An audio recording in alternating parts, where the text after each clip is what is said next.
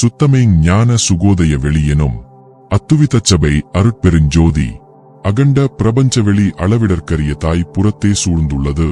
அந்த பெருவெளியின் உண்மை விளக்கத்தை உள்ளவாறு அறிய வேண்டுமானால் நமது அகமாகிய ஆன்மாகாச அருட்பெருவெளியில் இருந்து சுத்த மெய்யறிவால்தான் காண வேண்டும். இந்த அகவெளியே சுத்த சன்மார்க்க தனிவெளி எனவும் சுகவெளி எனவும் முன் குறிக்கப்பட்டது.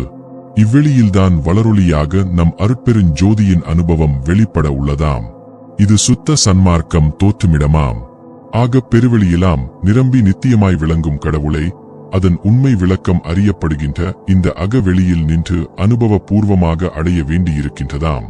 புறத்திருந்து சென்று ஒடுங்கி போகும் பழைய சன்மார்க்கங்கள் போன்றல்லாது மெய்ஞான விசாரத்தால் சுத்த மெய்ஞான நிலையத்திலிருந்து அல்லது சத்திய ஞான சபையிலிருந்து வாழச் செய்வது இந்த சுத்த சன்மார்க்கம்.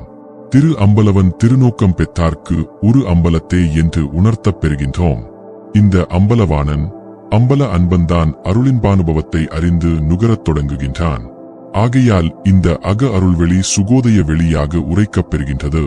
அருளாலே அருளிரை அருள்கின்ற பொழுதங்கு அனுபவமாவது என்னடி தாயே, திருளாலே மருளாலே தெரியாது தெரியும், திருவடி இன்பமென் தரியடி மகளே என்ற பாவிளக்கத்தால் தெளிவுறும் உண்மை இதுவாகும். அருட்பெரு ஜோதி ஆனந்தபதி இந்த அகவெளியில் அருள் ஞானத்தால் அறியப்பட உள்ளிருந்து இதுவரை அனுபவித்தறியாத பேரின்பம் வெளியாகி பெருகுகின்றதாம்.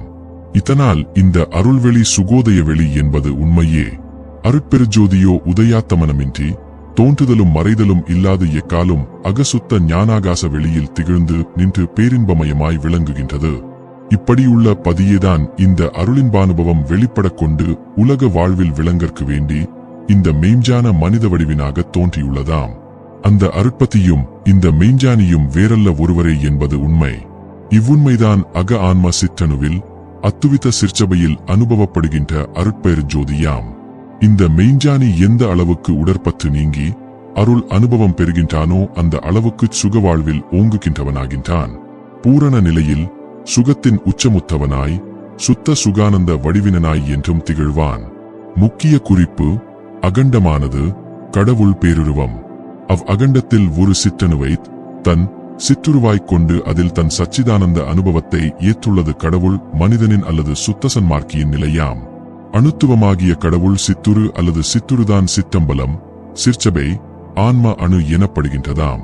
இந்த சிற்றுருவைச் சூழ உள்ள இறைபேருருவம்தான் பேரம்பலம் பொன்னம்பலம் எனவும் கூறப்படும்.